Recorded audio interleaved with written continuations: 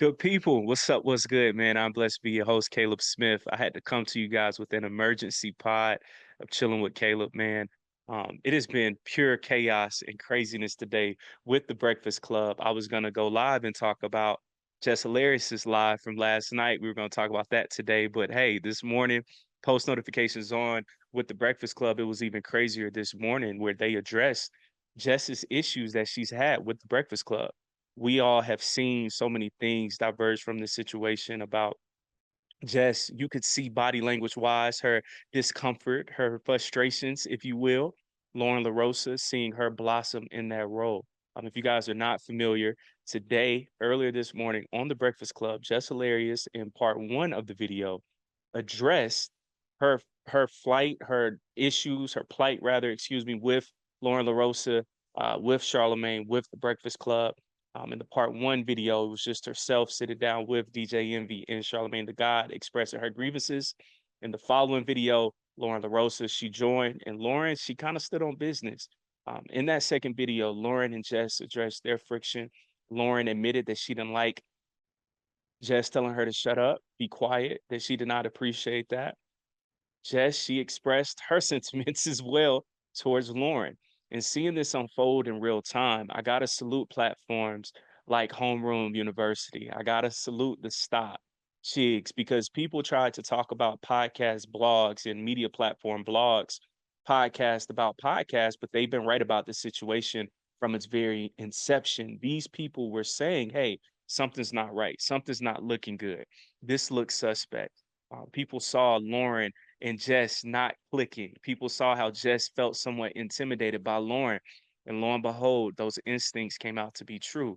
Those stories where people tried to talk down on whether it was Homeroom University to Stop and whoever about podcasts, but that's why that's even needed. This is why journalism is needed. In the face of journalism has changed. That's why this conversation is so multifaceted because we can go in so many different angles. We can go down so many different roads. In one breath, me as a journalist from going to school for journalism, being active in journalism and part of school newspaper, writing articles, doing video content, and having to know how to do both, knowing how to be a great writer, but also being great on camera. That takes a lot of work. That takes a lot of time. And I know for a person like Lauren, especially being a Black woman, she had to go even harder sometimes because you can get sexualized in those spaces that she worked extremely hard, made sure that she was in those rooms like a TMZ. And then by her putting in that work, she gets on the radar of iHeartRadio. And then on the Breakfast Club, taking that a step further. So she's put herself in position to win. She's been grinding for a very long time. And we see Jess, on the other hand, and if we keeping it a buck, and we've talked about this before, and I'm very passionate about this issue, didn't earn that position. You can call that controversial. You can call that as crazy as what you want to call it crazy. But to my understanding, what has Jess done in the media and journalism space to earn that position? And I see in my disposition rather is seeing how everything is unfolding of okay, she's saying that she made a remark that I paid close attention to in the first part in part one video of she didn't feel like being there as much because she's getting booked for shows and she doesn't have as much fun in studio. Red flag right there. That's my point. That's somebody who hasn't put in blood, sweat, and tears in media. That's not her passion. That's not her calling. That's not her field. In my personal opinion, this was just a brand come up for Jess Hilarious. That's why she prematurely announced it. And iHeart, they didn't like that because for me, I could see it from a mile away. It's about clout. It's about this is a good look. This looks good on my resume. This looks good for my brand.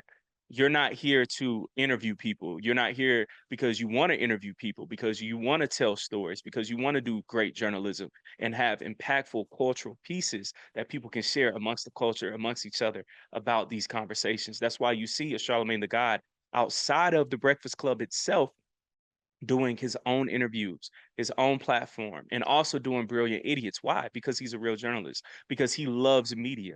And yes, I know for people in the comments, they'll try to say, well, he's not a traditional journalist because he's not writing and doing things like that. No, but another form of journalism is video interviews. What's 60 Minutes? What's CBS World News? Like ABC World News? What are these things? CNN? These are all things that are consumed through video. This is video journalism, but it's still that true element of journalism where it's great questions being asked, where it's introspective pieces, even reporting. That's a major thing right there. Jess said, I'm not a reporter. She was talking about Jess with the Mess. She was upset that Jess with the Mess basically got co-opted, and now Loren is doing Jess with the Mess. And Jess, she had stated that she told Taylor, all the real fans of Brilliant Idiots know who Taylor is. Charlemagne, she works very closely with Charlemagne, and also she is a producer at the Breakfast Club. But seeing that, I was like, there you go. That's another telltale sign. She openly admitted that she's not open to doing reporting and things like that. She could care less for that. That's my point right there about journalism. We're in a time right now where we are having constant everyday debates about what does journalism look like. In my own personal opinion, real journalism will always live because people need real stories told. How that looks might slightly change where we're seeing more podcasting now. We're seeing people with more independent digital media platforms. But at the end of the day, people are still telling stories. People are still giving in-depth pieces. We may not see as many journalists in writing and things like that for magazines, yes, because that market has changed and people aren't as in tune with that. But you will still have magazines. We will still have newspapers. We just have to find ways to reinvent these things, make it more enticing. But once again, real journalism will always live. That's why when Lauren came a part of the show, what's the first thing people said? Man, she asks great questions. She's so in tune. I love everything that she's asking. She's a better reporter than Jess. She's reading better. These a better reader rather. These are fundamental things for journalism. That's the part that nobody's talking about. Everything that Lauren is doing is true fundamentals. Like these are the fundamentals that everybody's looking for. This is what people want. And that shows that people don't care about clout. People still want quality. Of course, clout that can get somebody to click, but the quality is what's going to get somebody to stay. And Lauren has staying power. Jess has clicking power, but she doesn't have staying power. And for all my underdogs, all the people out there, the young people that's starting their media platforms, that's going to school for journalism when everybody's telling you not to, there's no money in it. I salute good sister Loren Larosa, seeing what she's doing because, guys, she is a living proof, living example that if you come in, you do your job as a great journalist, the people will grow to appreciate that. That's why the Breakfast Club couldn't just kick her off the show. That's why the Breakfast Club couldn't just put her in a corner once Jess came back because she did such a phenomenal job that you couldn't just discard her and throw her away. That's why she even slid in that little tidbit towards Jess. I'm your producer, you're my talent. We have to work together. That's heavy. And that's why Jess feels threatened. She feels like she's being backed in a corner because she knows that her days are numbered at the Breakfast Club. And at the end of the day, if we're really keeping it a buck, what does Jess do well? We can't name it. There's so many times where we will have deep interviews where they have politicians who are coming. Think about this. Jess was hired at a very pivotal time during election season. That's when everybody's tuned in the most. We're all trying to gain more information, become more educated on who we should vote for, why.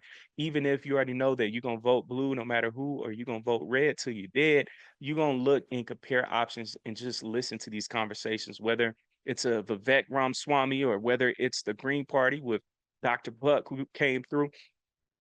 Get these different perspectives.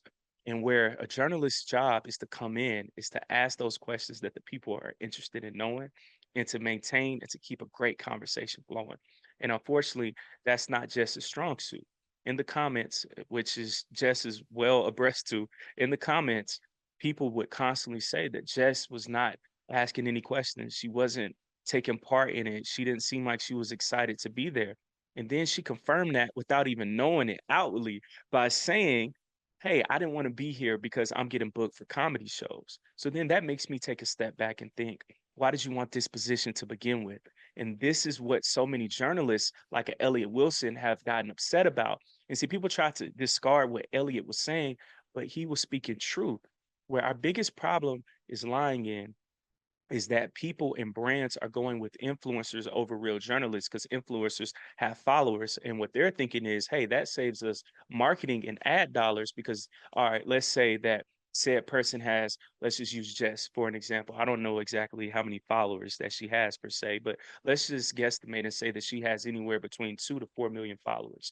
What they're thinking is, okay, cool. With her having 2 to 4 million people, that is 4 million people that we have instant access to. So every single time that she's posting clips or that she's promoting and saying, y'all, on her story, I'm on live, I'm at the Breakfast Club, we're going live. They're thinking that that's going to translate to that, but that's not the case. These brands have got to stop being lazy. These companies, these conglomerates, these media companies have got to stop being lazy. And it's time to start searching for real talent out there. And I'm not saying this as an ad for myself. I'm not saying this as an ad for the people who I know, my real journalism friends out here in the city of Atlanta. No, but what I am saying is I don't know if they need to develop a A&R department for finding media personalities and content creators, but I think that that needs to be a conversation that has to be had. Because where the problem is lying in is that these companies are getting so lazy that they're thinking because I hired an influencer, that's going to be instant promo. That's going to be instant content. It's going to be a instant good look, and it's not. That does not translate. What translates is the quality of the conversation, and can you facilitate that conversation through journalistic integrity? And we are not seeing that. We're seeing, oh, just because she's popular or just because she's funny, she deserves to be on the Breakfast Club. No, that is the premier radio job. And as you see, nobody really knew who Lauren was. But the moment that she came in there, she owned the room because she's been shooting in the gym, putting in the work, because this is what she does. She's a journalist. That's the part that would get me so frustrated, guys, because I'm like, this is a real profession. People go to school for this stuff. People have had to do projects. People have had to, whether you're part of the school newspaper, the radio, school radio, or the media department, getting paid for that in college, you're learning how to run things. And then you're still doing projects. You're still learning how to cover stories, all of that. So think about that. Lauren was doing this all throughout college. Then she does this after college. So by the time she gets called up to the Breakfast Club, she's like a person that's been in the minors, in the G League. You just been working, working, building, building, building. So you're hungry for this. You've been waiting for this opportunity. This has been your NFL. This has been your NBA. This is our league. So this means something. For Jess, it means nothing. This is just like what I said earlier to promote her brand. That's all what that this is a vehicle to bring more eyeballs to her. And what the Breakfast Club thought was, we're going to use her too because she has eyeballs, but that's not the case. Social media engagement doesn't translate to YouTube engagement. It doesn't translate to real effectiveness amongst the culture. Our society has gone from wanting quality to wanting quantity, and that quantity equates to numbers, which equates to followers. They are disregarding the powers that be, the people who are selected people for these jobs, especially in media. People are skipping over who's the better journalist. And once that gets rewarded, you will see better journalism from everybody complaining about, oh, everybody has a podcast mic, or everybody has this. Why are we having all these people in media? Media is trash. The moment that we start seeing real journalists get hired, get promoted, get real positions of power, that's when we start seeing real change.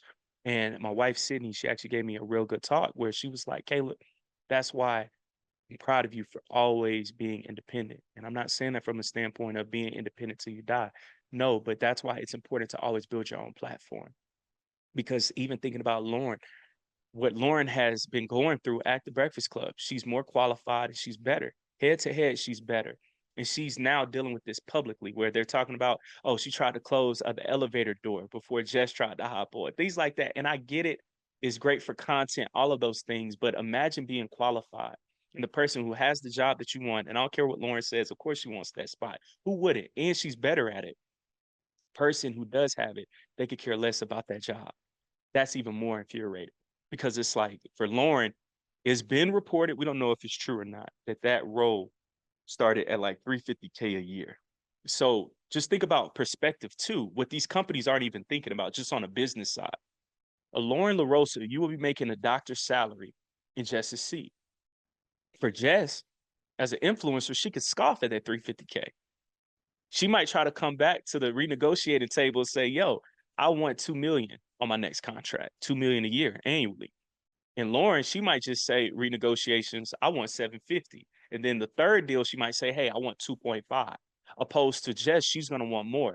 And that's why I say that these companies really need an A&R or a talent developer, a talent finder department for media personalities, because we're seeing media turn into the new rap industry. where media personalities are their own brand. In the past, journalists were just journalists and it stopped right there. No, these journalists are now developing their own conglomerates, their own production companies. And out of their production companies, they're also having talent underneath them. Perfect example, Colin Cowherd. Colin Cowherd started off as a sportscaster. He got fired from ESPN, I believe. I remember when he was on ESPN with the Herd. Then he brought the Herd to FS1. He made FS1 what it is today. Him and Shannon Sharp and of course Skip Bayless. So it was him, Nick Wright. Like they came out with their first shows because remember Nick Wright had a show with Chris Carter starting out. So all of this is happening, and over the years, Colin Cowherd starts The Volume. The Volume recently signed Rory and Mal. They also already signed, right when it popped off, Club Shay Shay. Bubba Dub is signed underneath Club Shay Shay, but Club Shay Shay Media is under and signed to The Volume, which is Colin Cowherd's production company. So we're seeing people like a Shannon Sharp shine Bubba Dub. We're seeing the artist become the producer and become the record exec, just like how we saw in the rap game throughout the 90s, the 2000s, 2010s. This is Wayne developing Young Money, but he's still signed to Cash Money underneath Birdman. Like we're seeing these things happen and translate into media now. So I say all that to say that a Loren Larosa is going to become a superstar, but you would rather her become a superstar and blossom underneath your tutelage so then you can have it for cheaper. And another standpoint is she's going to be better. This is her passion. This is her calling. She's not just going to give this up. She's just not going to walk away from this. She put in blood, sweat, and tears and time into this. And that's why this thing is a microcosm of what's going on right now throughout the media industry and throughout the media game is that we need more talent. We need people that's actually journalists with the journalism backgrounds. That's why we love 106 and Park growing up. Terrence, journalism background. Roxy, journalism, media background. That's why we saw them on E News after 106 and Park. So they were able to do and translate to E News. We saw that with AJ from AJ and Free from 106 and Park. Those were real video journalists. Those are people who took that serious, who took interviewing people serious. Torre, y'all remember him from BET? He has his own platform now. Why? Because he's a real journalist. That's what's going on. Real journalism has to come back. Karen Hunter, I love her. Her platform. She's a real journalist. Stephen A. Smith, seeing him get his bag, but he had to go through so much. He had to go through firings. He had to go through being let go and layoffs and being a column writer. It means something. It means something. So anytime when adversity hits your back and you start to get concerned or you start thinking about these things, a real journalist, a person that said, nah, bro, I went to school for this. I put in time for this. Those are the people who don't quit. But when you get somebody because they're an influencer, they're just going to be there just to influence or you think to do that and quit. We saw this happen with B103 years ago. It was a show called The Morning Culture, I believe. We saw one of the co-hosts, she walked away from it after 3 or 4 months. And I was like, dang, if somebody fresh out of college or even somebody that's been putting in years of work got that role at one of the premier radio stations in Atlanta, they wouldn't walk away from it. And that's why I say these companies, these brands, especially in radio and media, y'all need to go after real journalists and stop settling for the influencers. They don't know what they're doing. They don't know how to interview people properly, and it's not a good look. And what happens, and I've seen this from my own experience, when you interview somebody properly and you show them that I studied you, and I wanted us to have the best conversation as possible. It makes them want to come back to your platform. And with the Breakfast Club, you already are going to get people because you have the most eyeballs. Why not also give them the best quality? And that's what viewers, that's what they want to see. And Lauren, she told Jess, and I was real talk, it's a bad look. And it is. She's done. After pulling off this stunt, it's not a good look. It's not a corporate good look. And she might even get blacklisted from radio because it's like you couldn't even do your job. And something else that's also tough is she was pregnant and she had her child right after she just got hired. That was terrible timing because now you opened up the opportunity for somebody to come in and to exhibit their talents. And I'm not saying because she's a woman, don't get pregnant, any of that. I'm just saying that the timing literally opened up the door for Lauren to come in, do her thing, and she didn't fumble her opportunity. And that's another thing that I want to leave you with, all my journalists out there and just people who like tuning in. Do not fumble your opportunity. And the way that you know that you won't fumble it is by constantly being prepared for your opportunity every single day. Every single day. If you have your own platform, keep posting. Keep posting because each time that you post, you're getting better and better. Each interview that you post, you're getting better and better. And also, what you're showing is when that opportunity does come, I've been consistent for this long. And not only that, even if and when You might part ways with that iHeartRadio one day or that big network. You've been building up your own platform before, during, and after. So you're gonna be fine regardless. So always build your own. That gives you way more leverage. And second of all, these companies have to choose quality over quantity. Stop going after this person with the most followers and start going after who is the better journalist. You want to hire a mechanic, you get a real mechanic. If you want to hire, or if you are getting surgery, you want a real surgeon, you want a real doctor, you want a real lawyer on your case. So for your media platform, to the iHearts, to the radio state, whoever, get you a real journalist, get real journalists. The conversations will be better. All the people that we've grown to know on the radio and all these other things, or journalists that we know who are writers, all of that, somebody had to give them their first opportunity and they seized it. They didn't come in back then in the early 2000s and the 90s, 80s and say, yo, I got 60,000 followers. No. What does your resume look like? What does your work look like? That's what we need to focus on. And that's what we're seeing in real time with the Breakfast Club, with Loren Larosa and Jess Hilarious. One person really wants it and they're actually qualified. The other person is there for brand promotion. They have followers, and the company heads think, oh, with those followers, it'll cross pollinate. And that's not what's happening. The people have spoken. They want quality. So, for all my real journalists who might get discouraged and think I don't have enough followers to be discovered, or should I start my own platform? Yes, yes, and yes. Start your own platform, build that up, and you're going to catch somebody. And even if you don't, you already got your own community and keep building that. That's where the secret is at. So Loren LaRosa, keep doing your thing. Jess Hilarious, this isn't personal, but this is a case study of showing us that we have to go with the person who provides the better job and the better quality, not with the person with the most followers. We have to choose quality over quantity. And that's what our society is seeing in real time. That's what we got to do. Got to go with that. So keep telling good stories. That's what's going to always prevail. Even if we see certain people going viral for craziness, understand that the quality has way more longevity. Person that's going viral or that's doing the skits and doing all that, that's cool for that. But if you're telling real stories and you breaking things down in a proper way, it's gonna shine. You just gotta be at peace with that. It's gonna shine when it's the right time. So shout out to Loren LaRosa. Keep doing your thing. You are a real example of a real journalist. That's why it shows when it's time for her to do her reporting, when it's time for her to interview people, when it's time for her just to have a brief monologue. That's all practice. It's just like a sport. This is a real profession.